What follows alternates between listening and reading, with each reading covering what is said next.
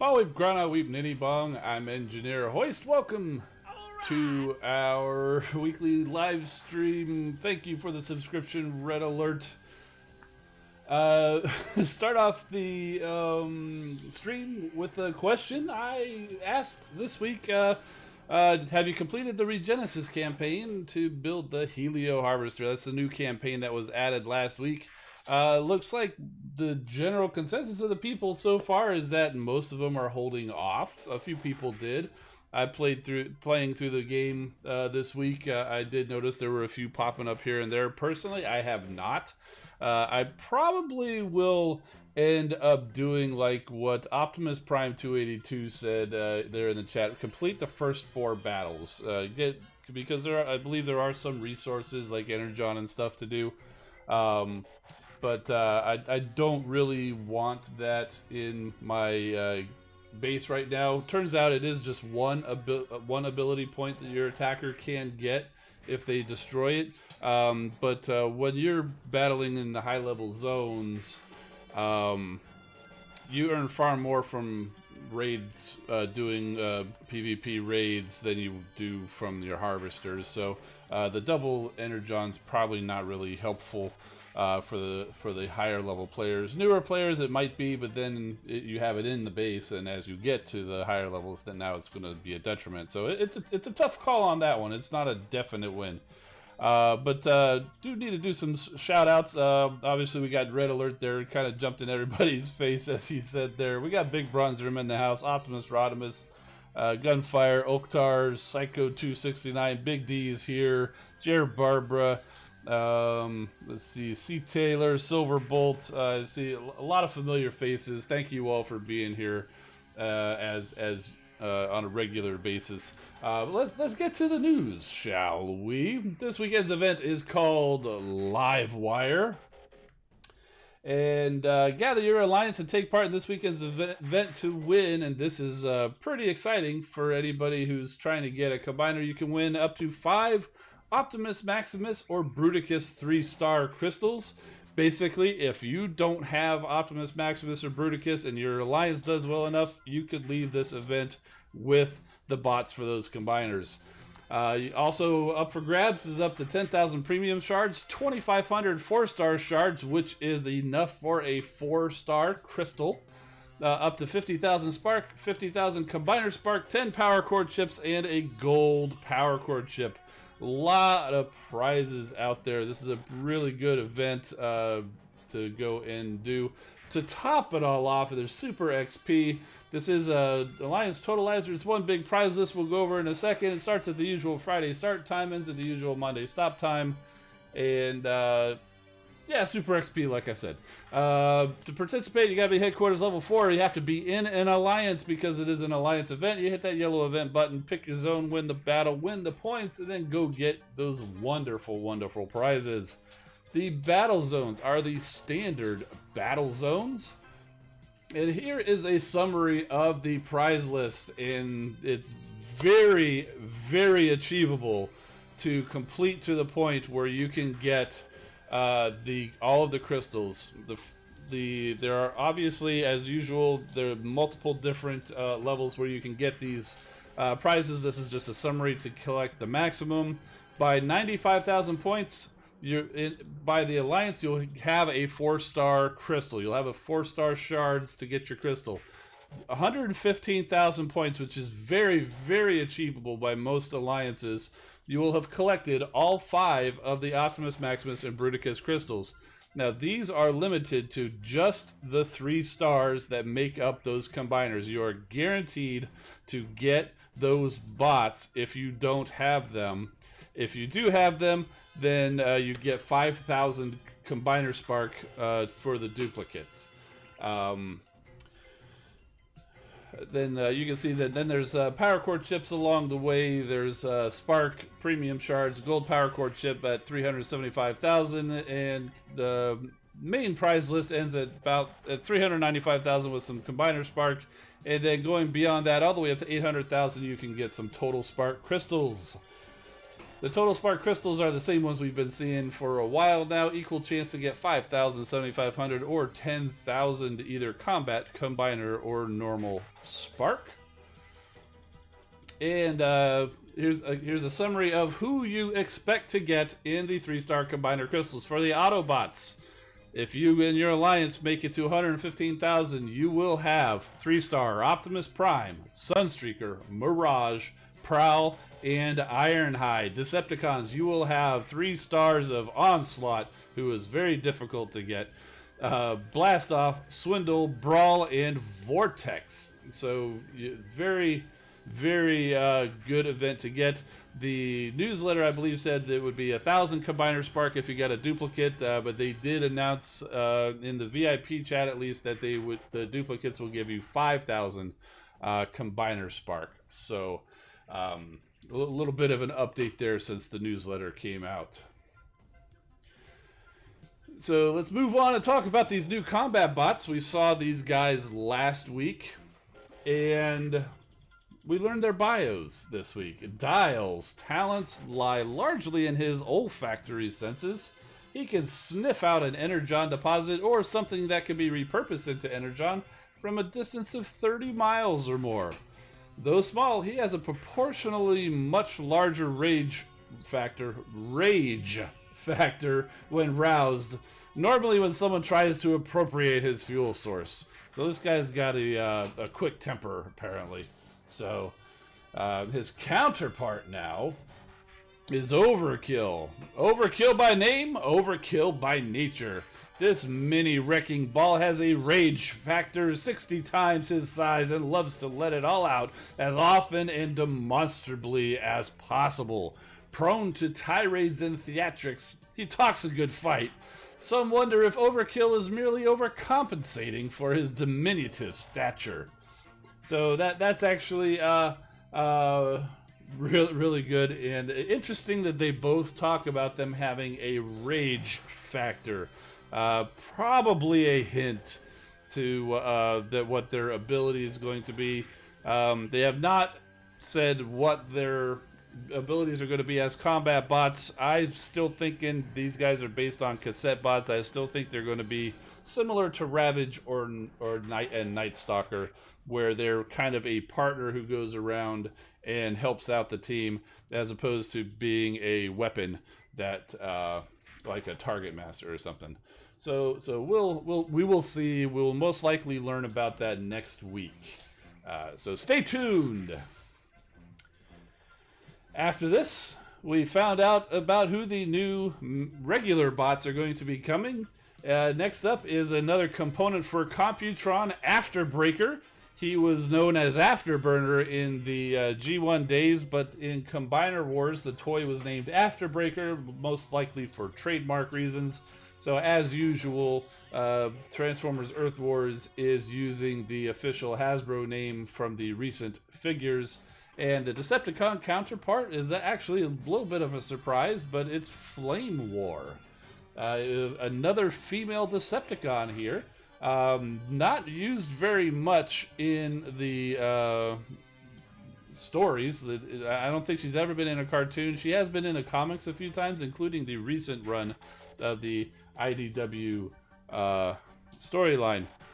I do have a figure of my G1 Afterburner here. Looks very much like what you've got in the game. They've got a little bit more of a darker color, and that's based on the Takara version of Computron, which we see here. Thank you to TF Wiki for for having these pictures up, and so that's where I got those. You can definitely go over there, tfwiki.net. Great source of information for Transformers, whether you know a lot about it or only know a little about it. Guarantee you there's more information on there than anybody knows in their heads.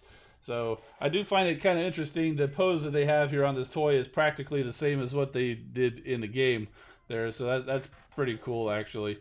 But you can kind of see they've matched the colors there. The Hasbro release of this one was a much different decoration there, and I do like this one that they ended up going with. So there's that. And Flame War is actually based on a BotCon figure. There was 2 different BotCon releases. This was the first one, and it's based on, apparently it's a Energon RC, was the original mold, use of that mold. So you can kind of see, so there's Flame War in the toy form, and there she is. The black kind of blends in the background, but you can see it's very much the same decoration, and they do both turn into basically motorcycles. So yeah, although they do have quite a bit different looks to their robot modes. So that not just a reskin or a recolor, kind of like a nose cone and drill horn situation, though. First motorcycles in the game. Well, Rust Dust is a motorcycle, so we had Rust Dust in the game, so we do have one motorcycle there already. But other than that, I don't think there's many. We could have had Groove, but he died in a tragic space bridge accident when we were building Defensor a while back. Groove, by the way, uses this Afterburner or Afterbreaker is a retool of the Groove Combiner Wars toy. So there you go, and that's basically it for the news. For anybody watching the replay, if you want to join us live, check us out Wednesdays at 8 p.m. Eastern on twitch.tv/EngineerHoist. And you can also follow me on Instagram and Twitter at EngineerHoist for infrequent behind-the-scenes content.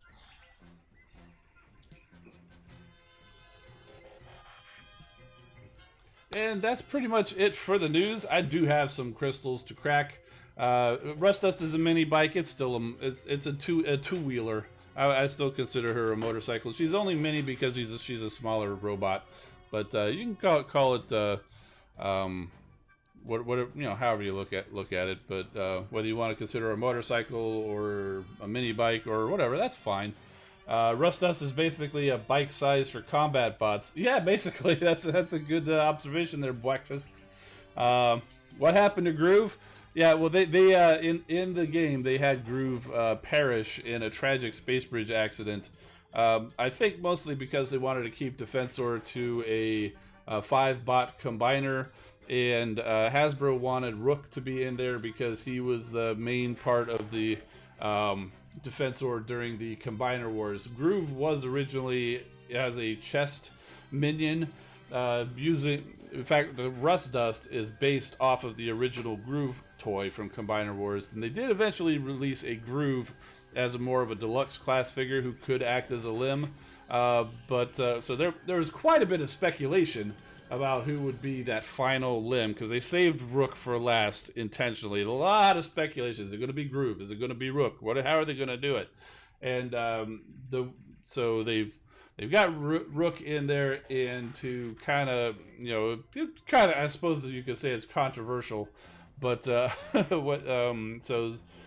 I thought it was a good way of kind of, taking away the ambiguity. Is Groove ever going to come to the game? No, because we killed him in a space bridge accident. Plenty of people upset by that choice, but that's the way it worked. That's the way it went. So yeah, that's what happened with Groove. Dev Norway says still want a Wreck-Gar even though you're a con. Wreck-Gar would be both factions probably. I don't know about that. The Junkions were pretty much always associated with the Autobots. When we first met them in the movie, sure, they were attacking the Autobots, but that was mostly they were defending their home planet. But once Hot Rod used the universal greeting, they're like, hey, these guys are cool, let's all have a big old dance party. And they were big friends with the Autobots, and they were always shown as essentially being aligned with the Autobots.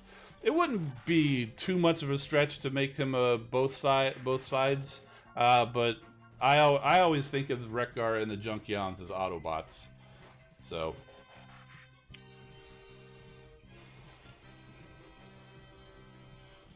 how about we crack some crystals here?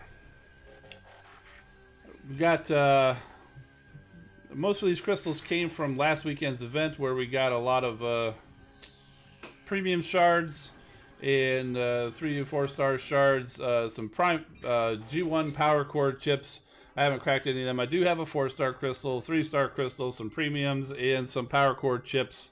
And I think the 2 in there are my free crystals and chips. So let's crack open we got a silver power core chip. Let's see what we get here. Got a silver G1 hot rod. Okay, cool.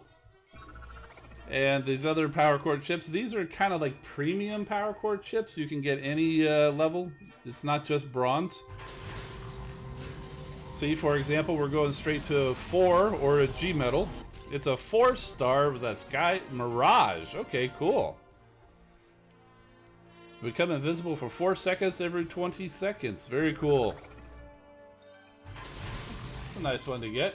And that one is Alpha Bravo. Just a bronze one, though.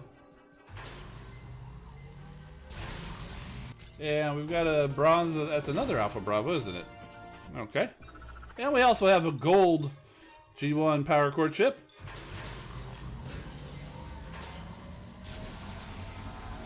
And this one is, of course, it's another Mirage. That figures. I knew that was going to happen. I'm just like, okay, we got a Mirage already. Please don't be a Mirage. It's Mirage. Okay. That's fine. That's fine. I can't I haven't used my 4-star Mirage in a long time because he's been sitting at level 50 waiting for an upgrade, and I haven't used my 3-star Mirage in even longer, so I'll have to think about what to do with them. We got some Decepticon premium crystals here. Let's see if we get anything good out of it. Hey, we got Runamok. Okay, didn't have a 2-star Runamok before. I did just get a 2-star Drillhorn for my Decepticon squad out of a free crystal yesterday or today. It's very recent. Autobot Phil says yours were all Alpha Bravo. Wow. Okay, so we got 10 Autobot premium crystals here. See if we get anything good out of these. Got a lead of 1.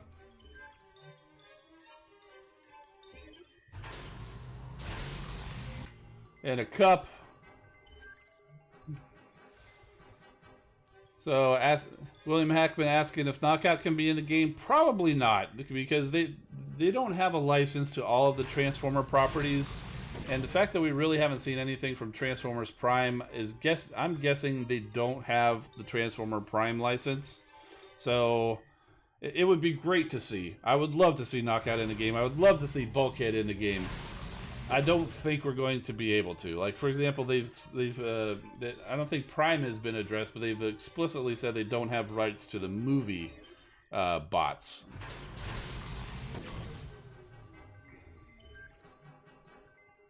The Silverbolt there. Dojak got a G1 Nemesis Prime Core. Not too crazy. Yeah. That one doesn't seem to do a whole lot. It kind of increases the movement speed. Maybe that's good, but there's probably better cores to put on Hot Rod or Nemesis Prime. Thought about it for a second, but gave us a duplicate Perceptor.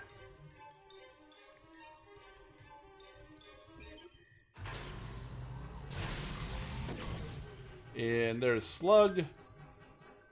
I see back in the chat, Optimus Rodimus was asking, what's the story with Slingshot and Alpha Bravo? What happened to Slingshot? They did not explain that in the game.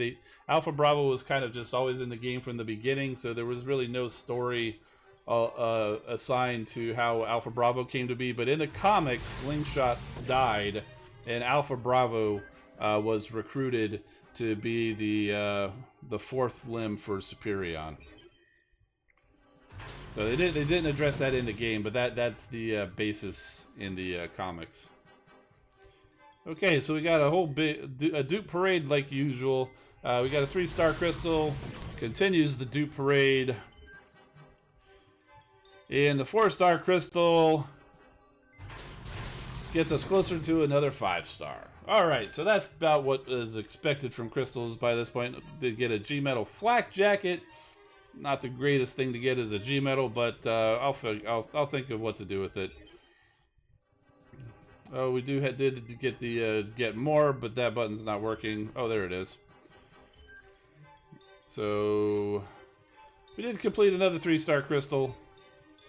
And what the heck, we're here. Let's go ahead and grab these other free crystals. We'll go ahead and, because we have gotten some good stuff out of the free crystals and free chips a couple times. So let's go ahead and get those and see what we get, since we came in here to get the other one. 3-star crystal gives us duplicate wind blade. Slingshot can still be in the game later on. Since they did not address him dying in the game, it's possible, but unlikely. I think he would have been in the game by now. There's so many other bots to bring in. A force field.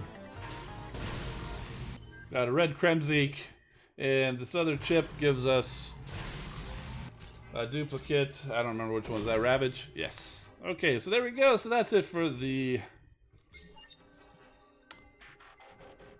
crystal cracking, but we do have a story because Runamok is new to my game. Dragstrip says, anyone ever tell you you're a bit weird, Runamok?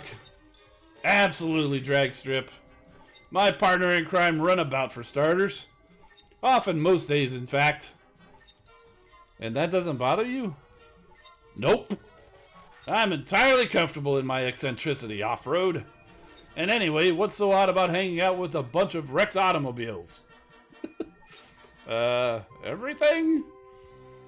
It's not normal this way you gravitate to junkyards and wrecking yards and get all misty-opticked. Define normal, Swindle.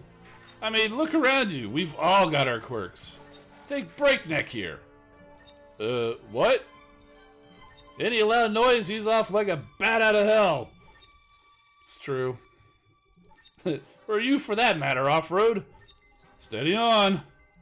Your fellow Stunticons don't trust you, so you overcompensate. Go places no sane Decepticon would ever go.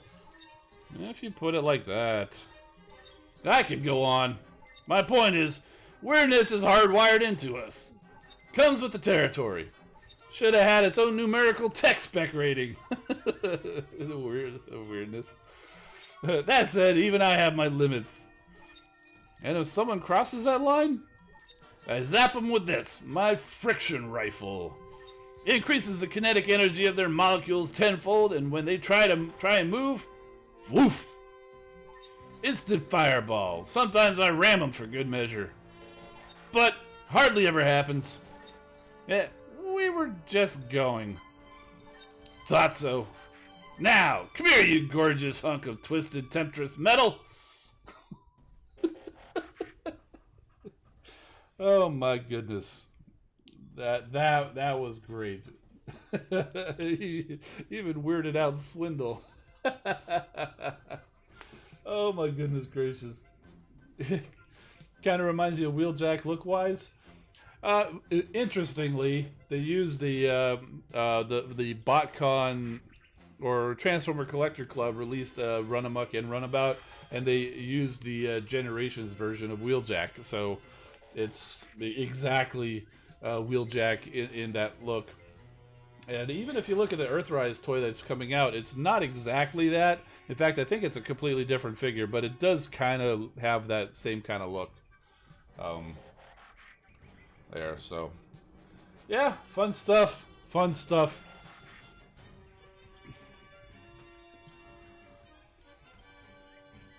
See what else have you guys been saying? Safe bet though, you do whatever Hasbro has in the main line. There's a recent retail toy for them to 3D model on.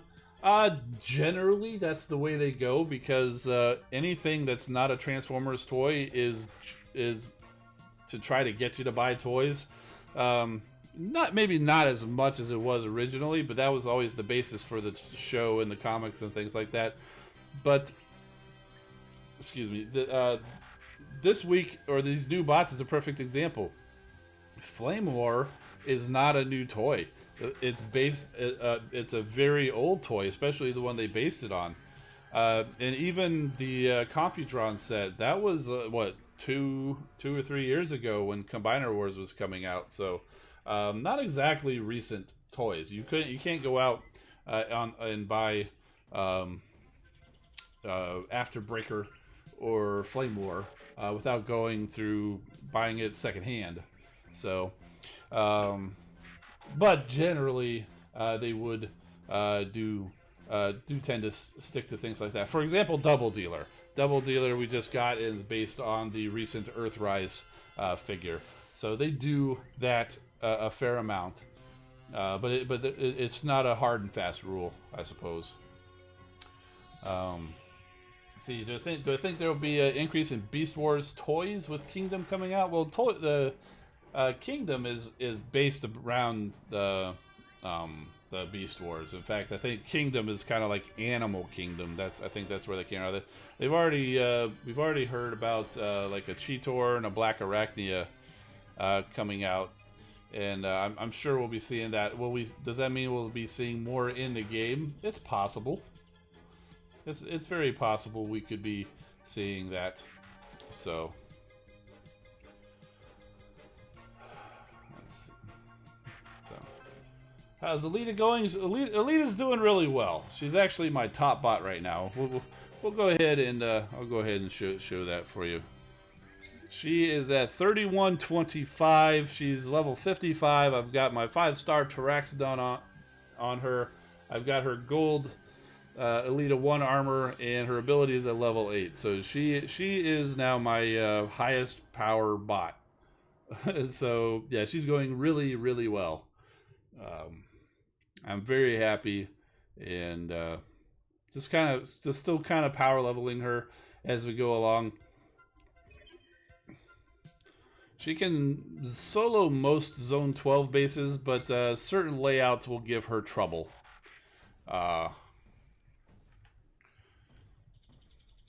Like if she gets caught with outpost bots near the headquarters or in some place where I can't avoid them, and if somebody puts, like, say, Ripper Snapper in an outpost and a Ravage or a couple of Ravages, that'll definitely slow her down and eat her up. And that's one that's a type of base that she'll definitely have trouble with.